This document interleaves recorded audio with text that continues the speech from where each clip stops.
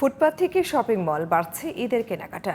সকাল থেকে মধ্যরাত পর্যন্ত আশুলিয়ার বিপণী বিতানগুলোতে চলছে বেচাকেনা।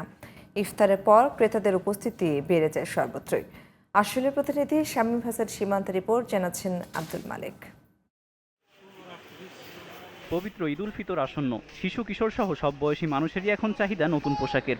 আশুলিয়ার শপিং মল থেকে ফুটপাত ঈদের আমেজে মেতে উঠেছে ক্রেতা ও বিক্রেতারা। দাম নিয়ে রয়েছে মিশ্র প্রতিক্রিয়া।